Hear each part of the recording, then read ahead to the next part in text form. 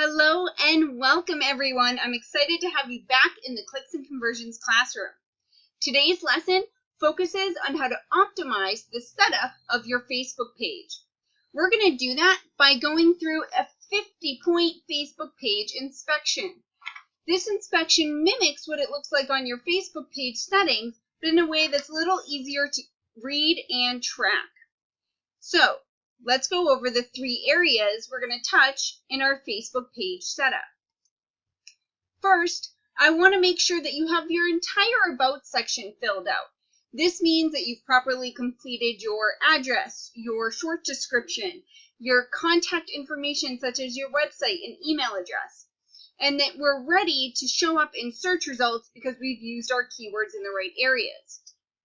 Next, we'll talk about the timeline. There's some key data right there on your Facebook page timeline that you want to track and that you want to make sure you've completed to take advantage of some pretty cool Facebook features.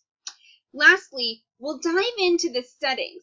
This area can tend to be a bit complicated, but we'll go step by step and I'll highlight the areas that you really need to touch to turn on hidden Facebook features you might not have known about. So, without further ado, print out your 50-point Facebook page inspection and let's dive in.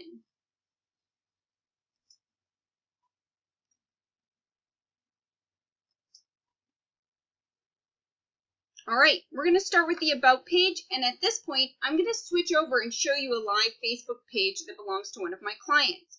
This way, we can demo where all these settings are on a Facebook page. One thing you should know is that all Facebook pages are slightly different. Pages will have different settings available to them in the About section, depending on which category of page you chose when you turned on your Facebook page.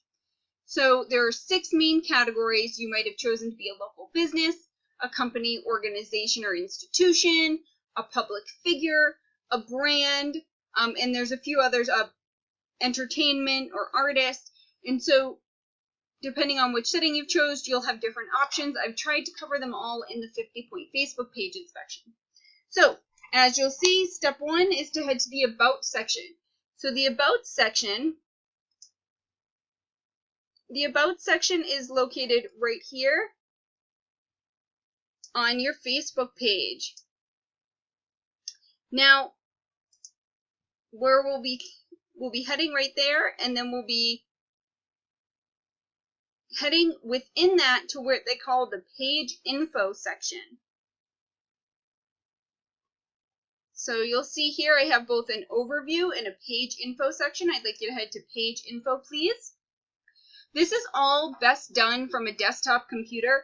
There'll be some features that you won't be able to edit if you're attempting to edit your page from a mobile device such as a tablet or a cell phone. Once you're in the Page Info section, the first thing that you'll see is the category that you've chosen. So your page category should relate directly to your business. First, you have a number of categories you can choose from. You're welcome to click through these so that you can find the options that are right for you. And each one of those categories will also have a number of subcategories available within them. The key here is that you can't add any new options. You simply have to choose the best fit. Once you've chosen your category, you want to hit your Save Changes button.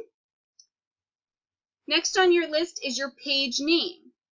To adjust your page name, Facebook puts a lot of limitations. They'll only let you change your page name 1 to 2 times, and even then, they don't want you making a drastic change.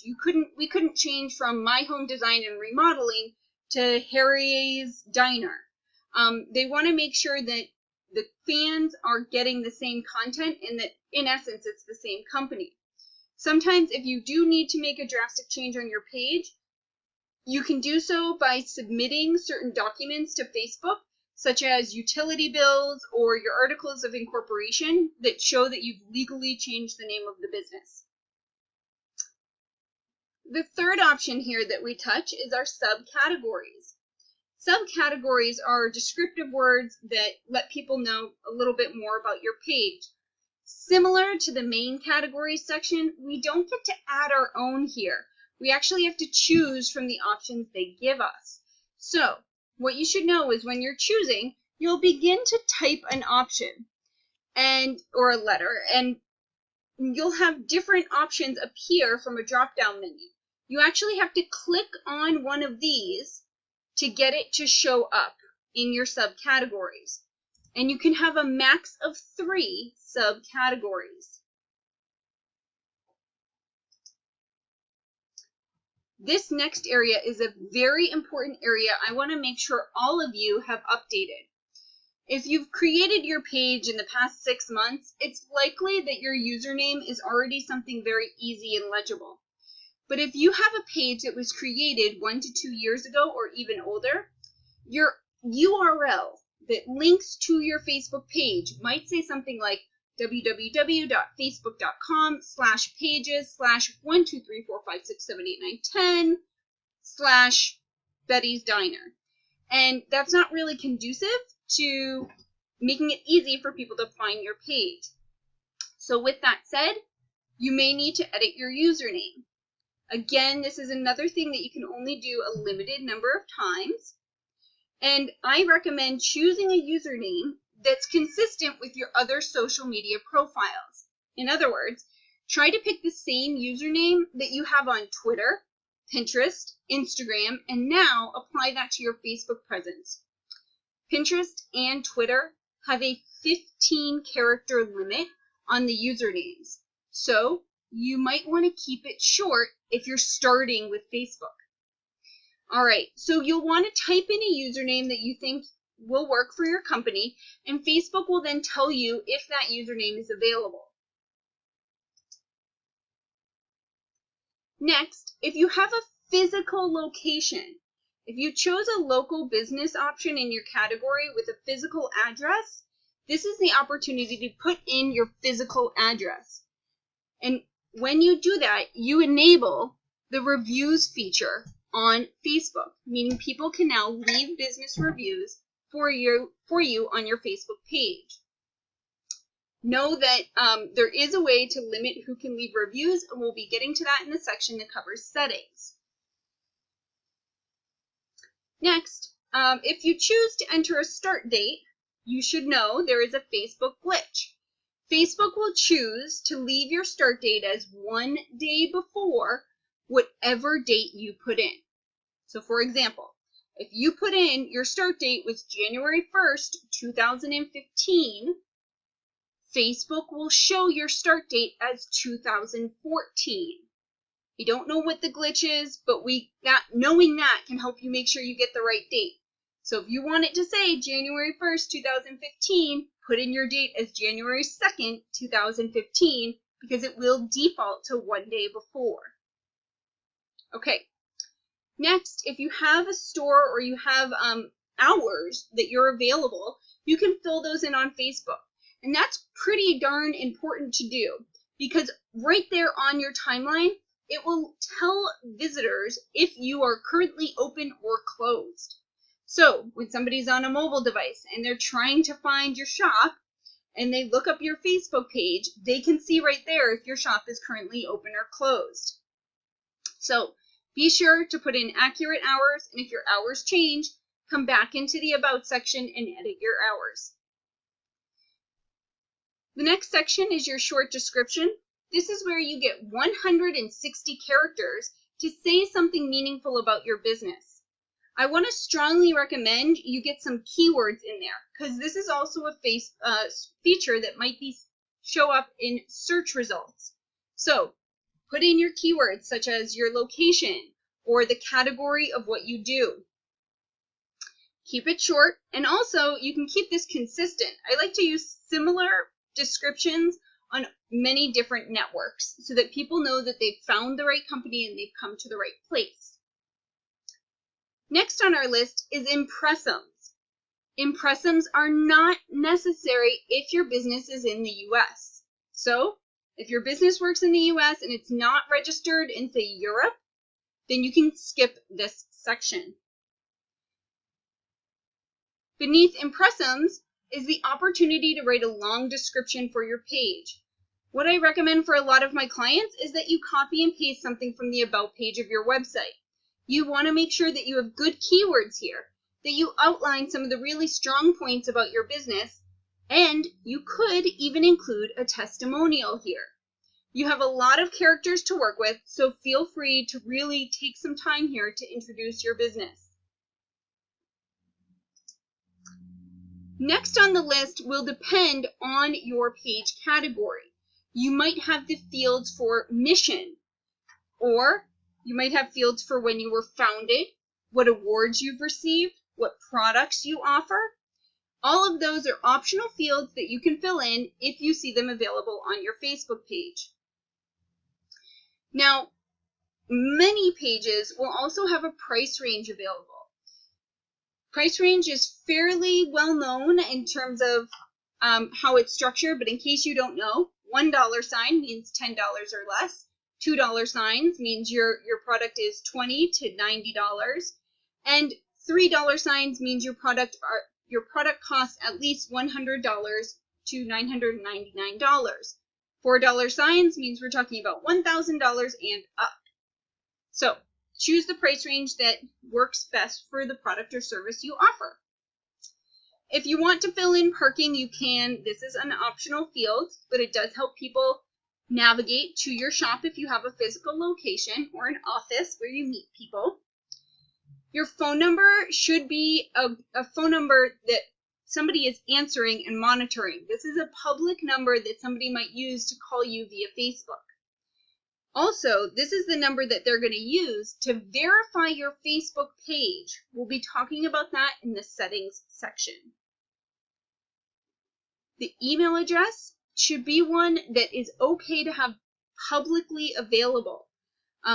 Although I have not received a lot of spam to my email address that I posted here on Facebook, you might. So just know that this email address is publicly available, and you want to be checking it regularly in case people inquire with you via this email.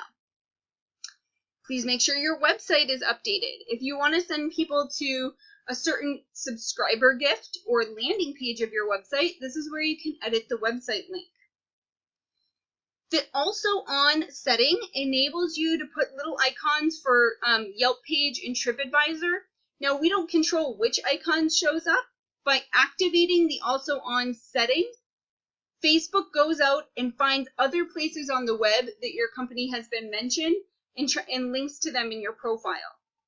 So this is a setting that works really well for tourist companies who have reviews on TripAdvisor or Yelp, for companies who work in design and remodeling, who have profiles on Houzz, and any other companies that collect reviews on public sites, maybe like Wedding Wire or The Knot.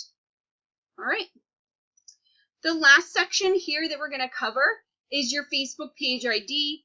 You likely will never need this number, but if you ever need to know your page ID, it's listed right here in the About section. So you might want to jot it down on your 50-point inspection page so you have it in your notes.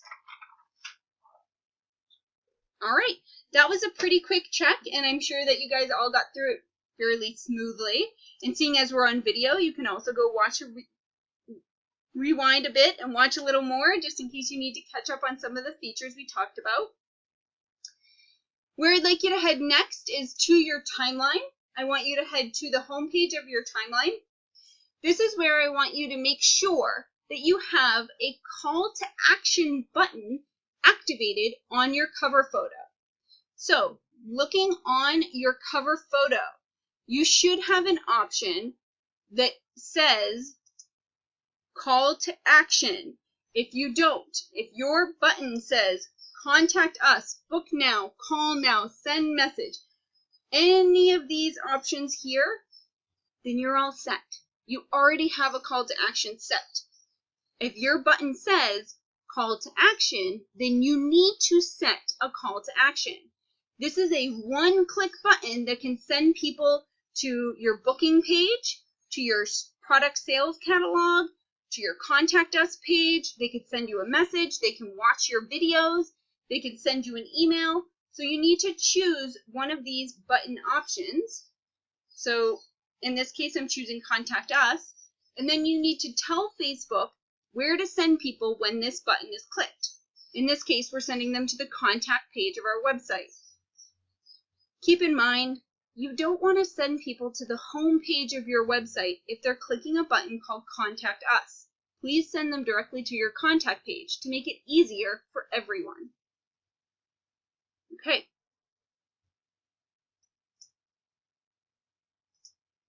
Once your Contact Us button is set, then we want to turn to your cover photo. What happens when you hover your mouse over your cover photo? As you can see here, when we hover our mouse over my client's cover photo, we get a little blurb about who they are and we have their website available. If you'd like your cover photo hover to say something other than cover photo, this is a really simple trick. All you have to do is click on your cover photo and then add a description. So you'll either hit the edit button or the add a description link to type your description. Whatever you type there will show up when you hover over the cover photo. Here's one piece of advice. Use hard line breaks. That means type a couple words, then hit enter and type a few more words. If you don't, your cover photo description will run in one long line completely off your page and likely get cut off. So use hard line breaks and you'll break it into a nice little square. Okay? So with your cover photo set and your cover description updated, I just want to make sure that you're using a great profile picture. A good profile picture is one that shows the face of the business or the logo of the company. It should be visibly recognizable when it shrinks down to that itty-bitty size that it shows on your posts. A good cover photo size is 450 by 450 pixels. The minimum cover photo size is 180 by 180 pixels. By using the 450 by 450 size, you'll be able to use the same image as your profile picture on Twitter, Pinterest, Google+, Facebook, and Instagram. Next on our list is to make sure that you've jotted down the number of page likes your page currently has. This will come in handy so that over the course of the course, you can see how your page likes have grown.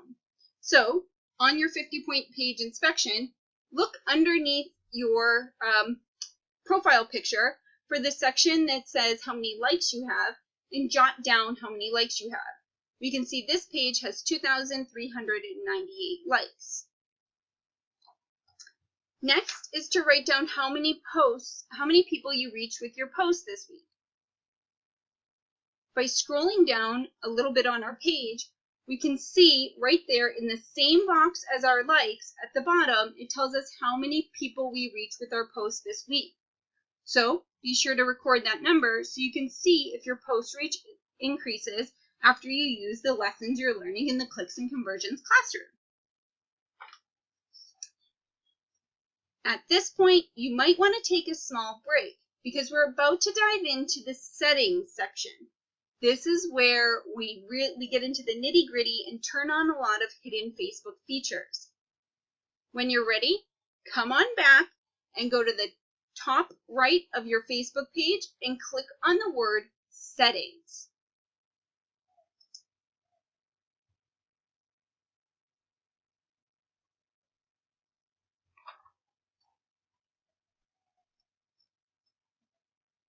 All right, if you're taking a break, now's a good time to pause.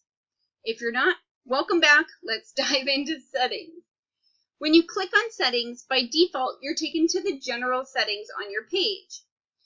We start by asking whether or not you want to add your page to your favorites. All that means is moving your icon on your home page timeline so that on that left-hand menu, your page shows a little bit higher. I'd say add your page to your favorites. And if it's a client's page, I still add it to my favorites. It helps keep it at the top of my newsfeed so I don't miss notifications. Next is to double check if your page has been published. Your page should definitely be published, so I haven't even put that on the Facebook page inspection. Below that, we need to make sure your page is verified. If you have not verified your page yet, you'll click on the edit button and you'll request a phone call from Facebook. They'll be calling the phone number that you put in the About section earlier in this lesson. When they call, they'll give you a code, a 4 to 6-digit code, and you'll need to type that into your computer. This all happens within a matter of minutes, so you need to be answering that phone call right away when you can type in the code into your computer. At that point, your page will become verified. You'll get a handy-dandy check mark next to your page name. It also means that you'll begin to show up higher in search results. So doing this activity is a very important detail to making sure your page is optimized. Next on our list is visitor posts. This is where they're asking who can post to your Facebook page. If you want the option for people to come to your Facebook page and post their photos or comments right on your timeline, you'll allow visitors. If you do not want that option, you'll disable posts by others on the page. I found for certain companies that, like wedding companies, where people might want to share photos they have from the wedding, or companies that do any parties or events, sometimes it can be nice to leave this feature on. For most other pages, this is just an extra layer of something we need to monitor, so you may choose to disable posts by other people. Don't worry, if it's not enabled, people don't miss it. Next, if you have a physical location for your business, okay, this is a big if. If you have a physical location for your business, then you have enabled the review feature for your business. And you'll have a review setting here in the general settings. This allows you to select who can review your page or disable reviews if you don't want that feature available. You should know there is a trend of false reviews coming in through Facebook. These can be 5-star reviews from people who have never seen your company, but they can also be 1-star reviews and really hurt your rating. So think wisely about whether you want to have this feature on or off, and know that you can turn it on and choose to turn it off later only if it becomes a problem.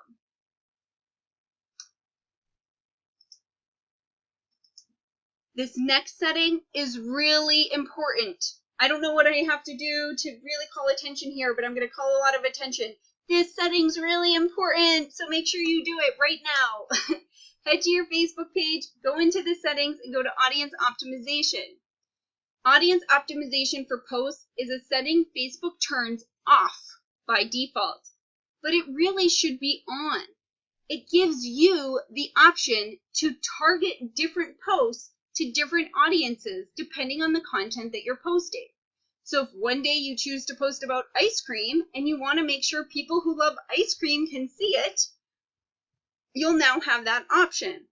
On the other hand, if you're posting about a 21+ event, you'll also have the option to limit that post so only 21+ people can see it. So make sure your checkbox is checked. Okay, when you first hit edit, it's likely it will be unchecked, and you need to make sure it gets checked. Checked is good.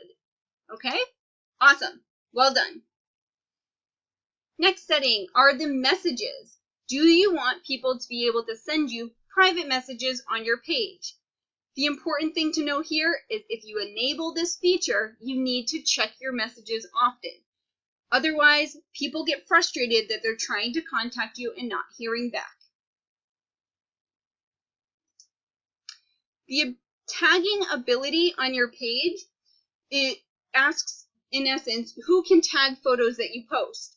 So if you post a picture of your yoga class that day, and one of your students goes online and wants to tag all her friends who are in the class with her, your tagging ability would need to be on. So This is where you can choose to allow others to tag photos and videos that you publish or disable that feature. So in this particular case, we've disabled it. You're welcome to choose whichever works better for your business. This won't affect your search engine ranking. Others tagging this page. I believe every business should have this feature on. You want other businesses to be able to mention your page in their posts. That gets you exposure to their audience. So hit the edit button and make sure there is a checkbox here on others tagging this page. The next few settings can help you decide whether or not you want to have any restrictions. Country restrictions, this would allow you, if you were worried that you had a lot of spam followers on your page, people who liked your page that weren't in your target audience, you could ban the certain countries that have a high rate of fake followers. So, countries you may choose to ban include Bangladesh, India, and notice I type, then I select, and that's what enables it to pop up in the box.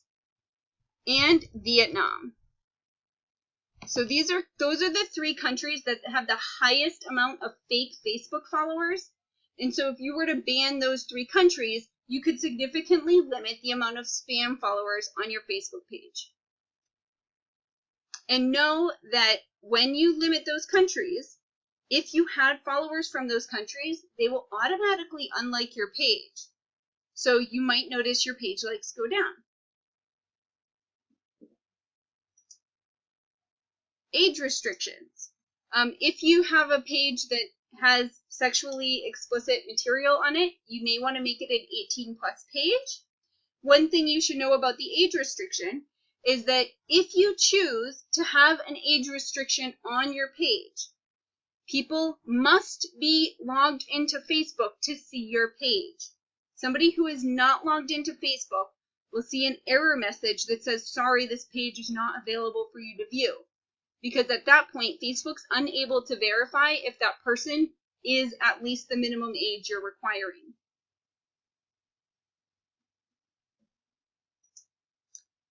Page moderation. So do you have an issue with certain words being said on your page? You can choose to block individual words here. I haven't come into a case yet where I need to block words, but if you have noticed people are using terminology on your page that you don't like, this is where you can prevent them from using that terminology. Having your profanity filter on is our next setting.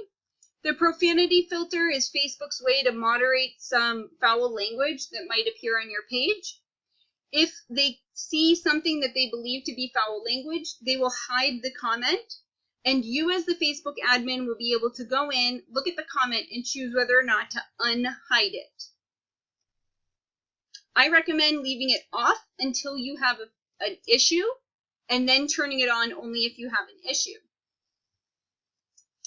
Similar page suggestions. This is a setting that allows your page to show up when somebody goes and likes a page that has similar content to yours.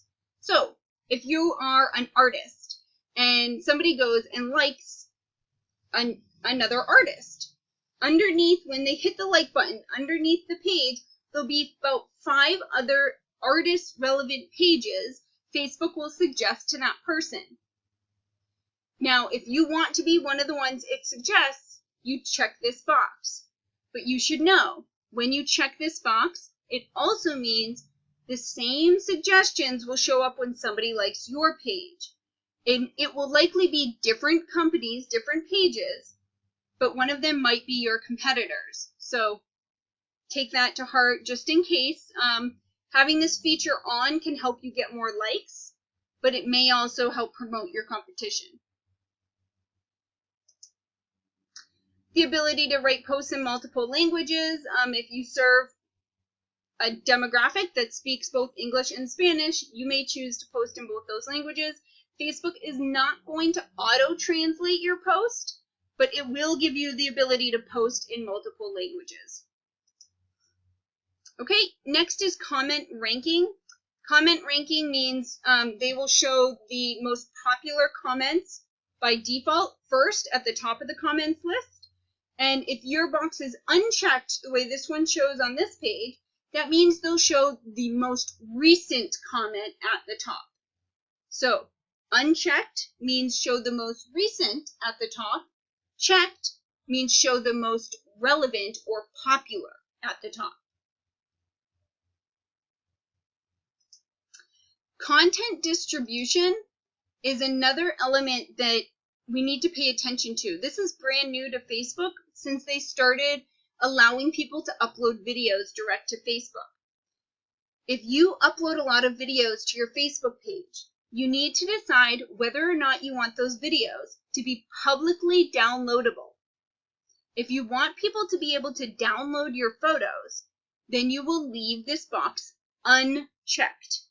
If you want to prohibit people, that means stop them from being able to download your Facebook videos, you would want to check this box. The next three options, very few people need to touch. This is where you could delete your page, merge your page with a duplicate page, or remove your page, or download your page, which will give you the history of all of the things that you've posted. All right, we're partway through our settings. We have a couple more that we need to touch, so bear with me here. If you turn your attention to the menu on the left-hand side, we see that we have the option for messaging. If you have the messages feature turned on, you might want to look here. It would enable you to set default responses so that when somebody messages you, they can get like an auto reply that says, we check our messages on Monday, Wednesday, Fridays. We'll get back to you as soon as possible. And it also, so that's called Response Assistant. And it also allows you to set your current response time and show any messenger greetings. So the first time they open, if you want to have a messenger greeting, that means the first time that they open a message conversation with you, they'll get maybe a little intro that says, hi, this is monitored by our customer service team. You know, we look forward to talking with you. Okay, so that's messaging. Post attribution. When you see a post from this page in your newsfeed, if you want to like the post, do you want that like to come from you or the page? When you go to the page's timeline and you post to the page, do you want the post to come from you or the page? If you are the owner of the business, you likely want the post attribution to be set to the company. If you manage social media accounts for multiple people, you likely want to default it to be posting as yourself so you can like that client's photos and posts to support them.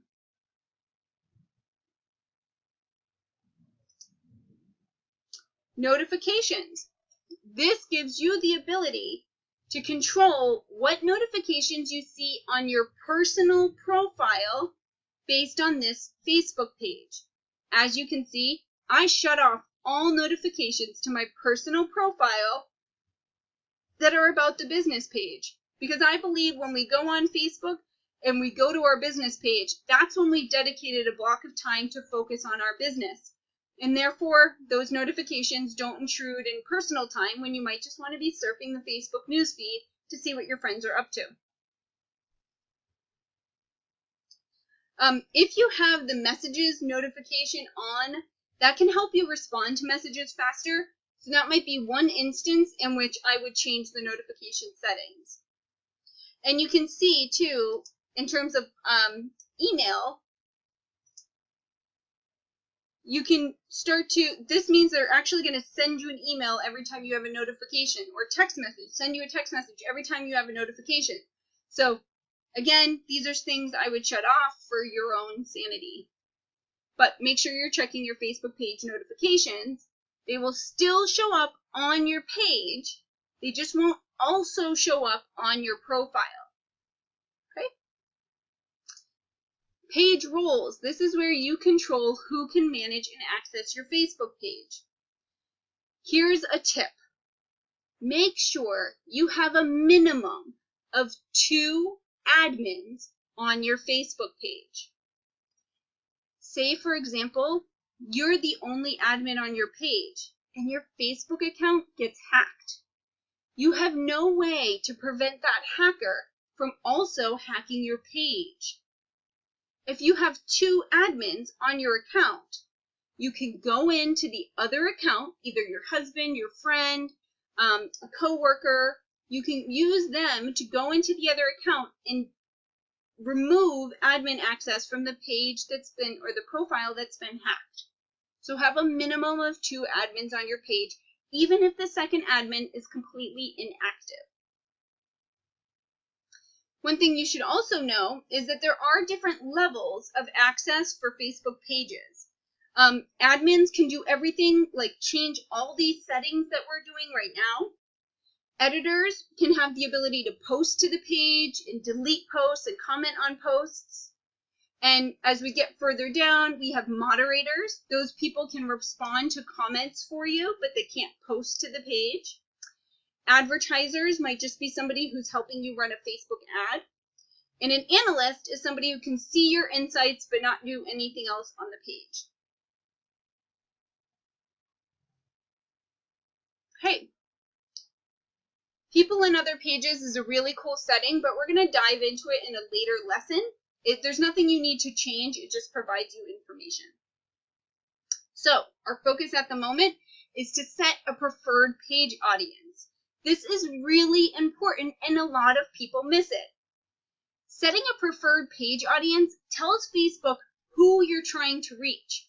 So if you have 1,000 people that like your Facebook page and only 200 to 300 are going to see your posts, let's make sure that those 200 to 300 are a match for your ideal clients. When you go to set your preferred page audience, you'll choose their location, their age, their gender, their interests, and their language. When it comes to choosing their location, you have 4 options. You can choose everybody in the location you select. You can choose only people who live there, like residents of that area. You can choose people recently in that location. So maybe they recently passed by your deli store, or they recently walked by your massage studio.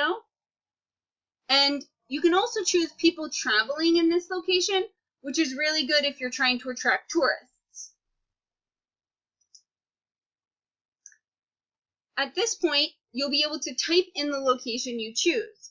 You can type in a country, like the United States, Canada, United Kingdom. You can type in a state, like California, Massachusetts, or Hawaii. Or you can type in a city and set a radius around that city. So, if I were to want to select United States, I start typing United States, and then I have to click on the drop-down menu to make sure that that selection takes. Now, when I click on the drop-down menu like that, it will go to whichever location is the larger location. So I had Manhattan, but by selecting United States, I overruled that location. You can hit the X if you need to remove a location. Now, what's different about putting in a city is that you can select the radius. So I type in Manhattan, New York, and now I can select cities within 10 miles of Manhattan. I can also then type in New York, New York, and get people within 10 miles of that location. So now I have a pretty focused geographic region that I'd like my post to be seen in. One thing you should know about this is it doesn't limit the people who can see your posts. It just tells Facebook who you'd prefer sees them first. Okay, so you'll set age range if you have one. So again, if you serve everybody 18 to 65, you could leave that blank, or you can look at the fact that most of your customers are 35 to 45 and set that as your age range here. You can also, again, you can segment by gender. Do you prefer male or female, men or women? And next we have interests. So this is where you can start to type in things like airports, parenting, yoga, meditation, photography, weddings, design, wedding dresses. I mean, you can just start to type different words, and as you type them, a multitude of options will appear in the menu, and so you can pick from one of the things that shows up. And when you pick one topic, it will begin to suggest you similar topics. You can choose a lot of these. I would suggest putting up to 15 interests. Okay, and lastly is the languages. So if you primarily post in English, you might want to make sure that the people seeing your posts mostly speak English. If you've made any changes, you want to make sure you hit the Save button. So the Save button is going to be down in the lower corner.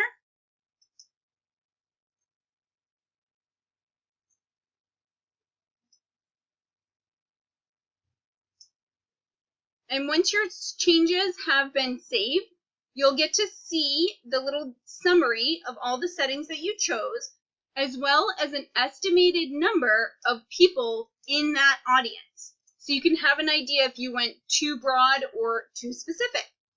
Aim for an estimated audience of at least 5,000 and up to 1 million. An ideal range would probably be somewhere in between 400,000 and 750,000. All right, next on our list to cover is the featured section. So in your settings, you can choose to feature yourself as the page owner, or you can choose to feature other pages that you like on your profile. So if you are a social media marketer and you have a website designer and a graphic designer and an accountant you recommend to people, you can feature those pages on your page.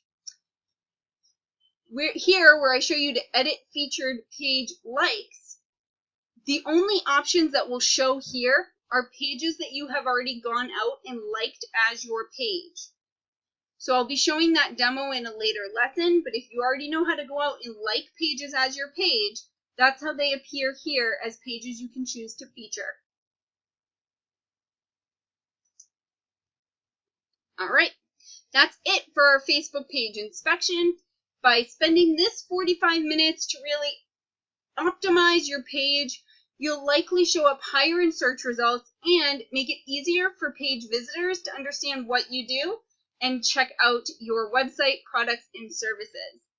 Thanks so much for tuning into this lesson, and have a fabulous day!